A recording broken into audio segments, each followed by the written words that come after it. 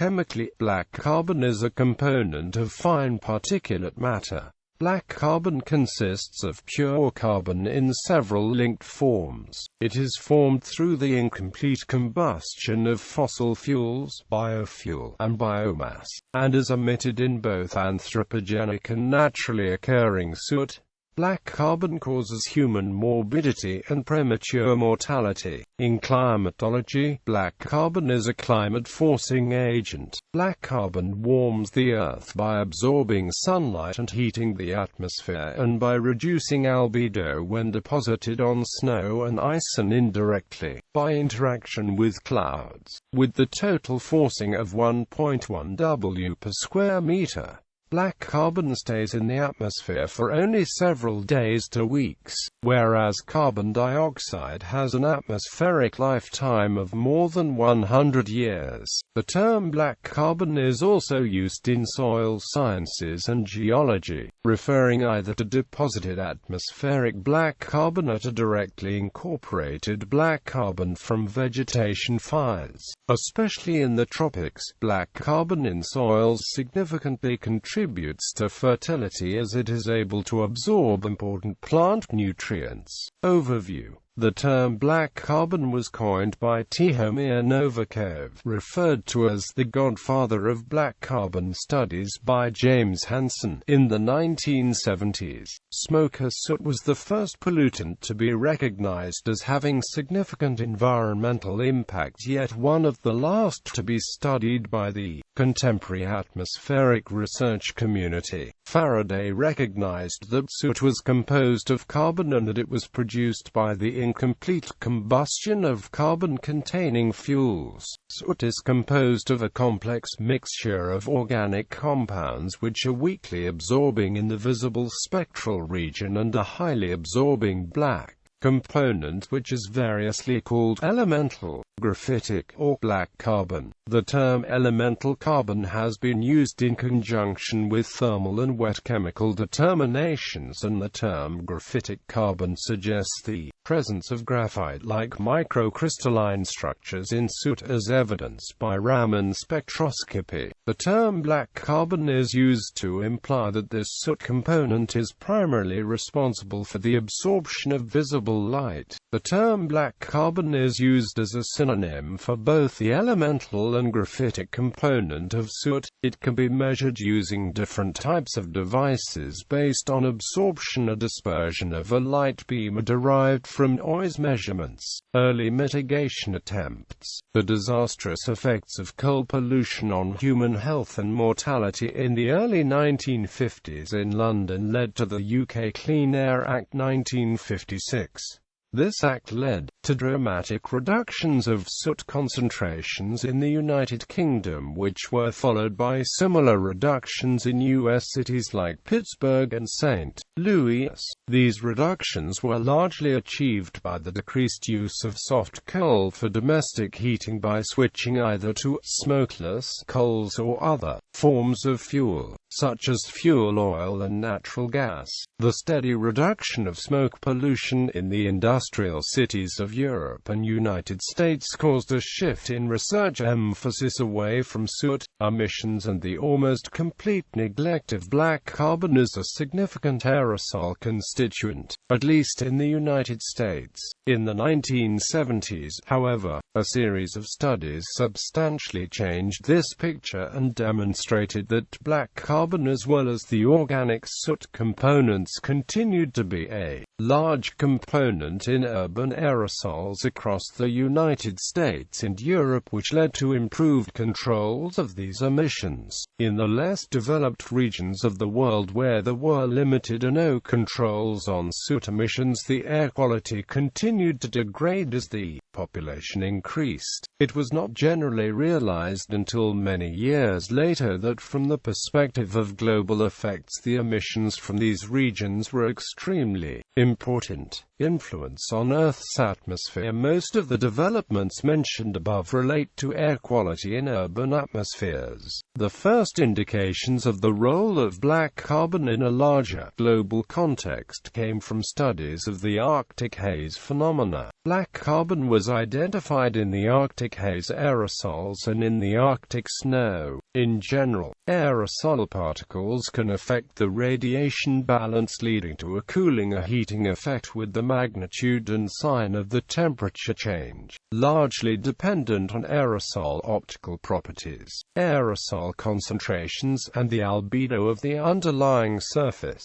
A purely scattering aerosol will reflect energy that would normally be absorbed by the Earth atmosphere system back to space and leads to a cooling effect. As one adds an absorbing component to the aerosol, it can lead to a heating of the Earth atmosphere system if the reflectivity of the underlying surface is sufficiently high. Early studies of the effects of aerosols on atmospheric radiative transfer on a global scale assumed a dominantly scattering aerosol with only a small absorbing component. Since this appears to be a good representation of naturally occurring aerosols, however, as discussed above, urban aerosols have a large black carbon component, and if these particles can be transported on a global scale, then one would expect a heating effect over surfaces with a high surface albedo like snow or ice. Furthermore, if these particles are deposited in the snow, an additional heating effect would occur due to reductions in the surface albedo. Measuring and modeling spatial distribution. Levels of black carbon are most often determined based on the modification of the optical properties of a fiber filter by deposited particles. Either filter transmittance, filter reflectance, or a combination of transmittance and reflectance is measured. Aethalometers are frequently used devices that optically detect the changing absorption of light transmitted through a filter ticket. A multi-angle absorption photometer takes into account both transmitted and reflected light. Alternative methods rely on satellite-based measurements of optical depth for large areas, or more recently on spectral noise analysis for very local concentrations.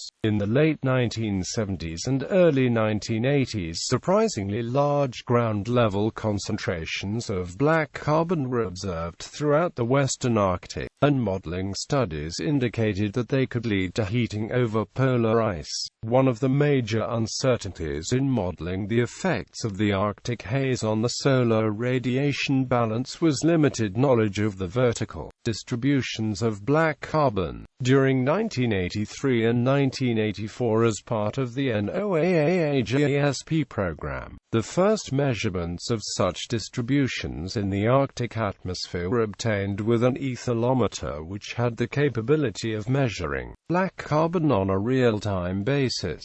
These measurements showed substantial concentrations of black carbon found throughout the western Arctic troposphere, including the North Pole. The vertical profiles showed either a strongly layered structure or an almost uniform distribution up to 8 kilometers, with concentrations within layers as large as those found at ground level in typical mid-latitude urban areas in the United States. The absorption optical depths associated with these vertical profiles were large, as evidenced by a vertical profile over the Norwegian Arctic, where absorption optical depths of 0.023 to 0.052 were calculated respectively for external and internal mixtures of black carbon with the other aerosol components. Optical depths of these magnitudes lead to a substantial change in the solar radiation balance over the highly reflecting Arctic snow surface. During the March to April timeframe of these measurements modeled the Arctic aerosol for an absorption optical depth of 0.021 under cloud-free conditions. These heating effects were viewed at the time as potentially one of the major causes of Arctic warming trends, as described in Archives of Department of Energy, Basic Energy Sciences accomplishments.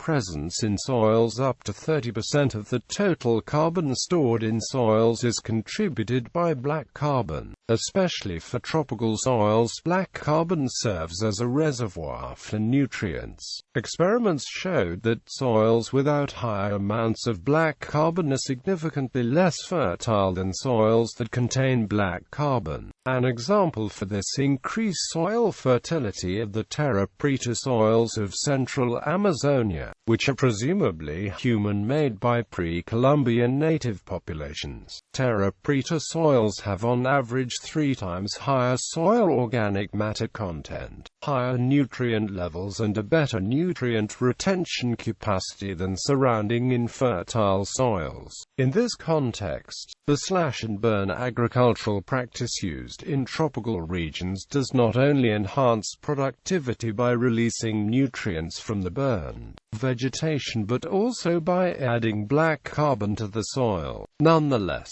for a sustainable management, a slash-and-char practice would be better in order to prevent high emissions of CO2 and volatile black carbon. Furthermore, the positive effects of this type of agriculture are counteracted if used for large patches so that soil erosion is not prevented by the vegetation. Impacts. Black carbon is a form of ultrafine particulate matter, which when released in the air causes premature human mortality and disability. In addition, atmospheric black carbon changes the radiative energy balance of the climate system in a way that raises air and surface temperatures, causing a variety of detrimental environmental impacts on humans, on agriculture, and on plant and animal ecosystems.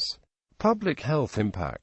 Particulate matter is the most harmful to public health of all air pollutants in Europe. Black carbon particulate matter contains very fine carcinogens and is therefore particularly harmful. It is estimated that from 640,000 to 4,900,000 premature human deaths could be prevented every year by utilizing available mitigation measures to reduce black carbon in the atmosphere.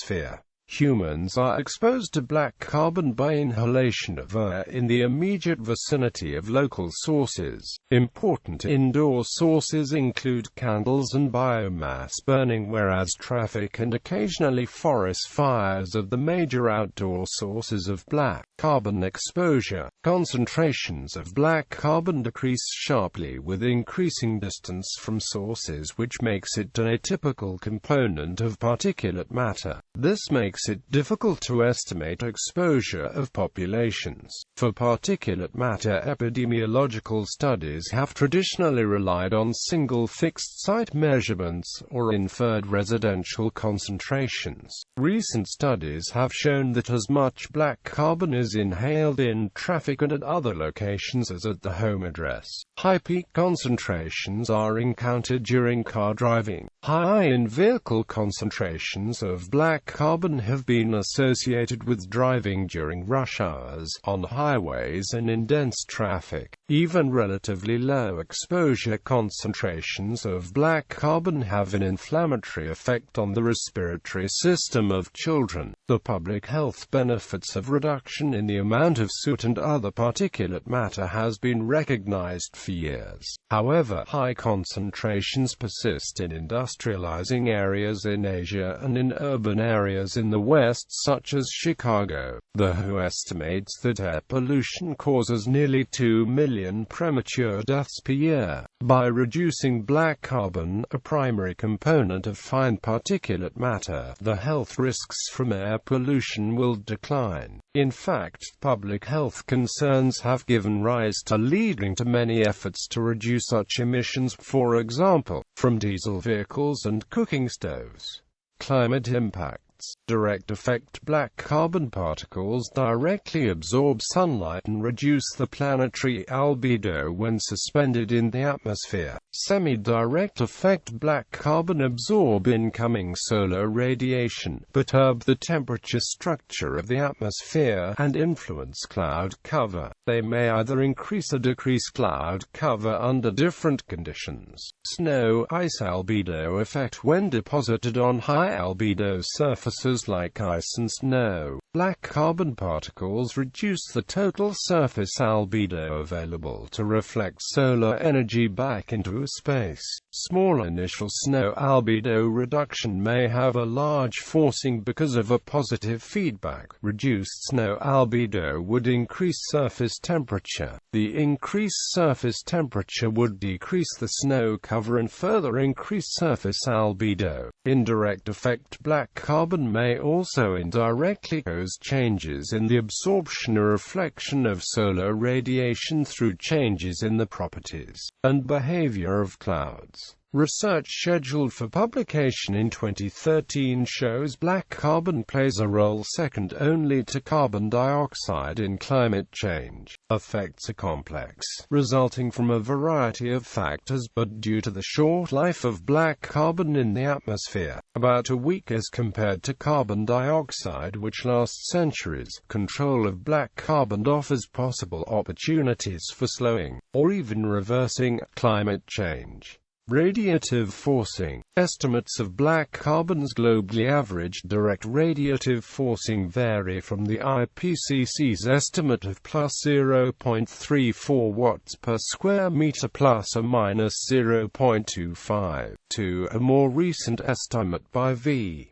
Ramanathan and G. Carmichael of 0.9 W per square meter. The IPCC also estimated the globally averaged snow albedo effect of black carbon at plus 0.1 plus or minus 0.1 W per square meter. Based on the IPCC estimate, it would be reasonable to conclude that the combined direct and indirect snow albedo effects for black carbon rank it as the third largest contributor to globally averaged positive radiative forcing since the pre-industrial period. In comparison, the more recent direct radiative forcing estimate by Ramanathan and Carmichael would lead one to conclude that black carbon has contributed the second largest globally averaged radiative forcing after carbon dioxide, and that the radiative forcing of black carbon is as much as 55% of the CO2 forcing and is larger than the forcing due to the other greenhouse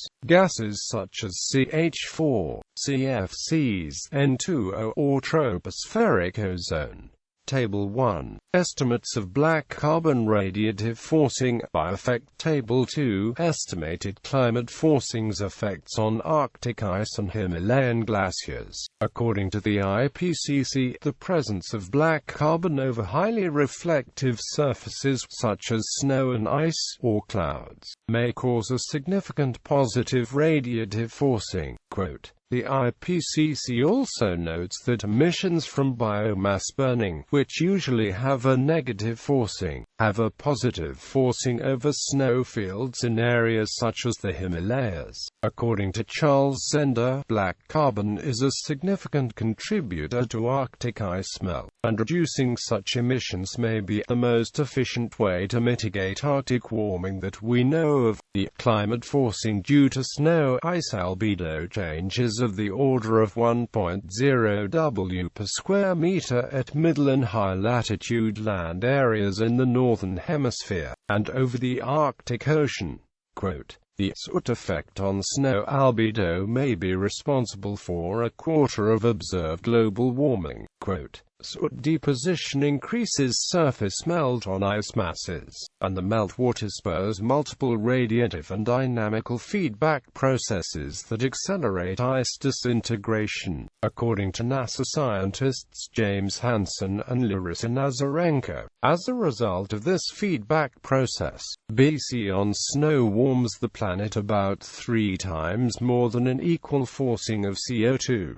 When black carbon concentrations in the Arctic increase during the winter and spring due to Arctic haze, surface temperatures increase by 0.5 degrees Celsius. Black carbon emissions also significantly contribute to Arctic ice melt, which is critical because nothing in climate is more aptly described as a tipping point than the 0 degrees Celsius boundary that separates frozen from liquid. water, the bright, reflective snow and ice from the dark, heat-absorbing ocean. Black carbon emissions from northern Eurasia, North America, and Asia have the greatest absolute impact on Arctic warming. However, black carbon emissions actually occurring within the Arctic have a disproportionately larger impact per particle on Arctic warming than emissions originating elsewhere. As Arctic ice melts and shipping activity increases, emissions originating within the Arctic are expected to rise. In some regions, such as the Himalayas, the impact of black carbon on melting snowpack and glaciers may be equal to that of CO2. Warmer air resulting from the presence of black carbon in South and East Asia over the Himalayas contributes to a warming of approximately 0.6 degrees Celsius. An analysis of temperature trends on the Tibetan side of the Himalayas reveals warming in excess of 1 degree Celsius. Quote, a summer aerosol sampling on a glacier saddle of Mount Everest in 2003 showed industrially induced sulfate from South Asia may cross over the highly elevated Himalaya. This indicated BC in South Asia could also have the same transport mode, and such kind of signal might have been detected in at a black carbon monitoring site in the hinterland of Tibet. Snow sampling and measurement suggested black carbon deposited in some Himalayan glaciers may reduce the surface albedo by 0.01 to 0.02. Black carbon record based on a shallow ice core drilled from the East Rongbuk Glacier showed a dramatic increasing trend of black carbon concentrations in the ice stratigraphy since the 1990s, and simulated average radiative forcing caused by black carbon was nearly 2 W per square meter in 2002. This large warming trend is the proposed causal factor for the accelerating retreat of Himalayan glaciers, which threatens fresh water supplies and food security in China and India. A general darkening trend in the mid-Himalaya glaciers revealed by MODIS data since 2000 could be partially attributed to black carbon and light-absorbing impurities like dust in the springtime, which was later extended to the whole Hindu Kush Karakoram Himalaya glaciers. Research finding a widespread darkening trend of -0.001 years -1 over the period of 2000 to 2011. The most rapid decrease in albedo occurred in the altitudes over 5,500 meters above sea level. Global warming. In its 2007 report the IPCC estimated for the first time the direct radiative forcing of black carbon from fossil fuel emissions at plus 0.2 W per square meter, and the radiative forcing of black carbon through its effect on the surface albedo of snow and ice at an additional plus 0.1 W per square meter. More recent studies and public testimony by many of the same scientists cited in the IPCC's report estimate that emissions from black carbon are the second largest contributor to global warming after carbon dioxide emissions, and that reducing these emissions may be the fastest strategy for slowing climate change. Since 1950, many countries have significantly reduced black carbon emissions, especially from fossil fuel sources, primarily to improve public health from improved air quality, and technology exists for a drastic reduction of fossil fuel-related BC throughout the world. Given black carbon's relatively short lifespan, reducing black carbon emissions would reduce warming within weeks, because black carbon remains in the atmosphere only for a few weeks. Reducing black carbon emissions may be the fastest means of slowing climate change in the near term. Control of black carbon, particularly from fossil fuel and biofuel sources, is very likely to be the fastest method of slowing global warming in the immediate future, and major cuts in black carbon emissions could slow the effects of climate change for a decade or two. Reducing black carbon emissions could help keep the climate system system from passing the tipping points for abrupt climate changes, including significant sea level rise from the melting of Greenland and/or Antarctic ice sheets. Emissions of black carbon are the second strongest contribution to current global warming, after carbon dioxide emissions. Calculation of black carbon's combined climate forcing at 1.0 to 1.2 W per square meter, which is as much as 55% of the CO2 forcing and is larger than the forcing due to the other such as CH4, CFCs, N2O, tropospheric ozone. Quote, other scientists estimate the total magnitude of black carbon's forcing between plus 0.2 and 1.1 W per square meter with varying ranges due to uncertainties. This compares with the IPCC's climate forcing estimates of 1.66 W per square meter for CO2 and 0.48 W per square meter for CH4. In addition, black carbon forcing is 2 to 3 times as effective in raising temperatures in the Northern Hemisphere and the Arctic than equivalent forcing. The values of CO2. Jacobson calculates that reducing fossil fuel and biofuel soot particles would eliminate about 40% of the net observed global warming. In addition to black carbon, fossil fuel and biofuel soot contained aerosols and particulate matter that cool the planet by reflecting the sun's radiation away from the Earth. When the aerosols and particulate matter are accounted for, fossil fuel and biofuel soot are increasing temperatures by about 0.35 degrees Celsius. Black carbon alone is estimated to have a 20-year global warming potential of 4,470 and a 100-year GWP of 1,055–2,240.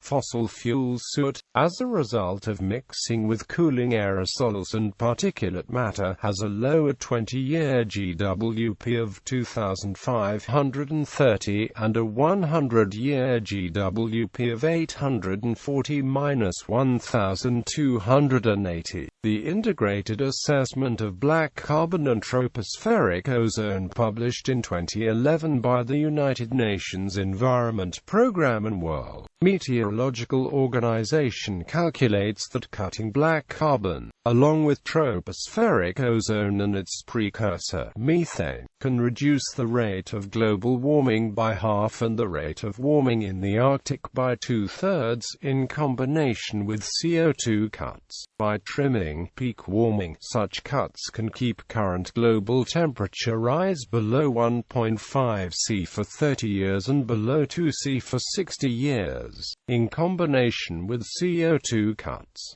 See Table 1 on page 9 of the UNEPWMO report. The reduction of CO2 as well as SLCFs could keep global temperature rise under 1.5 C through 2030 and below 2 C through 2070, assuming CO2 is also cut. See the graph on page 12 of the UNEPWMO report.